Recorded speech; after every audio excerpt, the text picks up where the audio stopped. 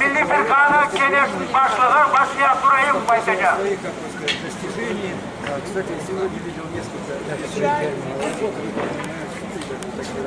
Saygılı cemaat, saygılı vatandaşlar, дорогие соотечественники, сегодня, отдавая дань памяти безвинным жертвам геноцида и преступных репрессий тоталитарного режима, мы должны хотя бы раз в году подводить итоги нашей жизни в Украине после массового возвращения в Крым.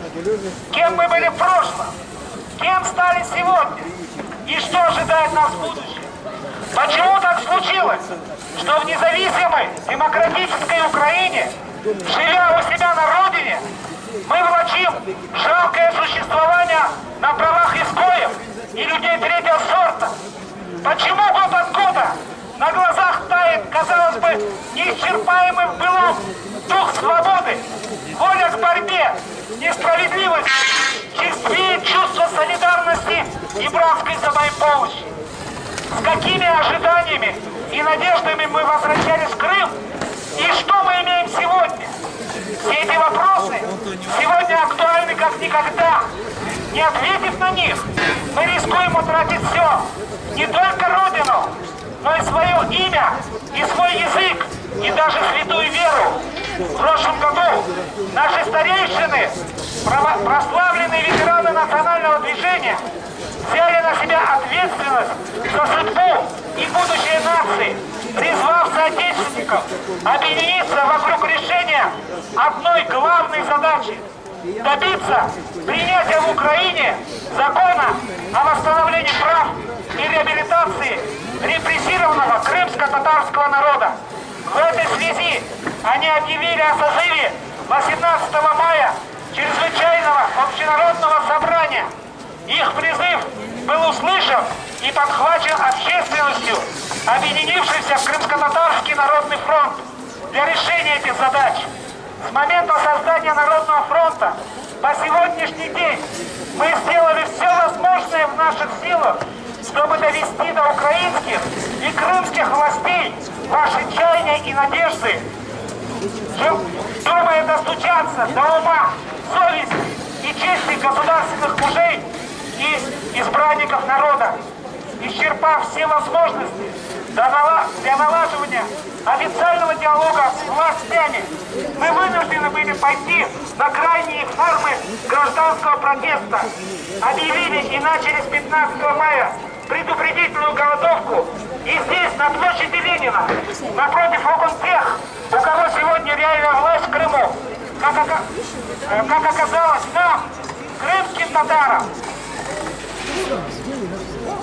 в Крыму даже голодовать нельзя. В это трудно поверить, но это факт. Окружной административный суд Автономной Республики Крым своим решением запретил голодовку ветеранов и активистов Народного фронта, а ретивые правоохранители поспешили разогнать акцию. 4 активиста Народного фронта были осуждены по административным статьям штрафов. Если и дальше так пойдет, то скоро нам, крымским татарам, на родине запретят без санкций властей создавать семьи, строить дома, растить детей, молиться и даже дышать. С таким отношением украинских властей к нации мириться нельзя. Произволу и беззаконию надо сказать решительное нет. И если все мы все будем равноправными гражданами этой страны, будем жить по закону и праву, или нам ничего не остается, как начать выстраивать свою собственную систему права и государства, искать поддержки у наших братьев за рубежом и активно апеллировать к международным организациям. Мы имеем на это полное право, закрепленное в фундаментальных постулатах и нормах жизни современной человеческой цивилизации и существующего международного права. Ясно одно: оттягивать с решением национального вопроса крымских татар, с признанием крымско-татарского народа субъектом основного закона Украины и его законодательной реабилитации путем принятия закона о восстановлении прав и реабилитации репрессированного крымско-татарского народа дальше никак нельзя. решительно нет такой политики, должен сказать весь народ, а не только его активная часть. Именно поэтому и созвано чрезвычайное собрание с нормой представительства один делегат от одной семьи. Сегодня, в условиях отсутствия легитимного представительства во власти крымско-татарского народа, не надо путать со служивыми крымскими татарами, которых во власти немало уже, но только толку от них, как от козла молока. Такой общественный институт крайне необходим. Я абсолютно убежден, если сумеем сплотиться вокруг Народного фронта и собираться на этой площади не только в день памяти жертв преступлений и геноцида крымско-татарского народа, но и в другие переломные моменты нашей судьбы и жизни, тогда нам будет по силу защитить свои права, свою честь, свое человеческое достоинство, так, что могли делать даже на высылке в некогда могущественном тоталитарном государстве. В этой связи предлагаю созвать следующее чрезвычайное собрание здесь же, на этой площади,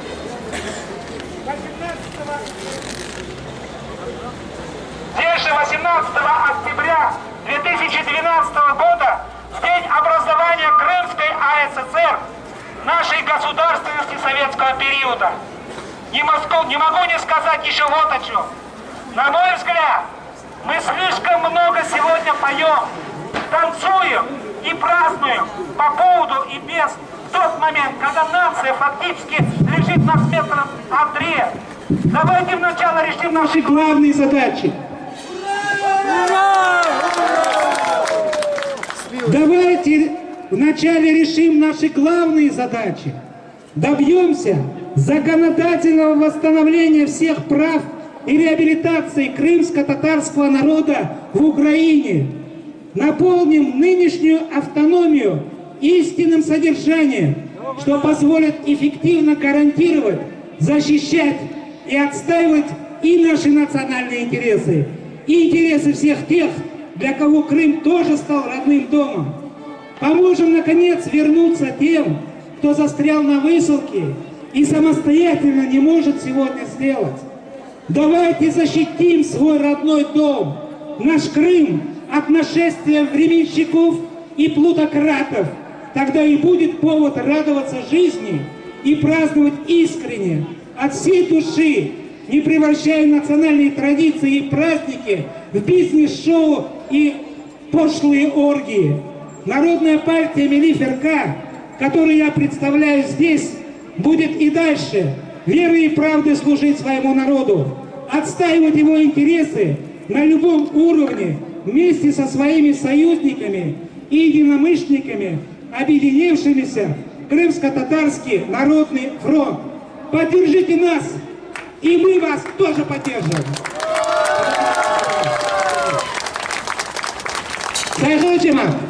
Сегодня представитель исполкома Крымско-Татарского фронта, президент Международного фонда исследований и поддержки коренных народов Крыма Надир Бекиров находится в служебной командировке в Турции, в Анкаре и Стамбуле. Там проходят огромные мероприятия траурные наших соотечественников и турецких братьев. Единственным представителем из Крыма от крымских татар на этом мероприятии представлен Надир Бекиров. Он в защиту наших законных интересов и прав дважды выступил с трибуны Организации Объединенных Форумов на 11-м постоянном форуме по правам коренных народов. Сегодня в Турции в течение 3 дней была проинформирована вся турецкая общественность, вся международная общественность о том безобразии, которое творила сегодня крымская власть 15 мая, издеваясь над участниками акции протеста. Вопрос даже был вынесен для обсуждения в турецкий парламент. Я просто зачитаю выступление депутата турецкого парламента Рухсар Демирель, депутата турецкого парламента от города Эскишехира. Вот она что сказала по этому поводу с трибуны турецкого парламента. Мой род из Крыма, я против политики геноцида. Человек, культурное существо, располагающее интеллектом и коммуникативными способностями, в в течение своей истории развивающие науку, технику и искусство, строящие цивилизации и живущие социальной жизнью. Однако весь этот прогресс не всегда конструктивен. К сожалению, не всегда человек использует свои возможности в благих целях. К тому же деструктивная позиция не всегда индивидуальна, а порой и массово. В истории человечества одна из таких человеконенавистнических форм насилия была применена и к нам, крымским татарам. Начавшийся с момента заключения Кучук-Кайнакширского договора в 1774 году продолжительный период массовых вынужденных миграций 1,5 миллиона наших соотечественников отлучились от родины. 68 лет назад, 18 мая, Сталин подверг крымских татар жестокой депортации, преследуя цель уничтожить нацию. Ужасающим примером человеконенавистнической политики геноцида была арабатская трагедия, когда крымских татар, которых забыли выслать, погрузили на баржи и утопили в море.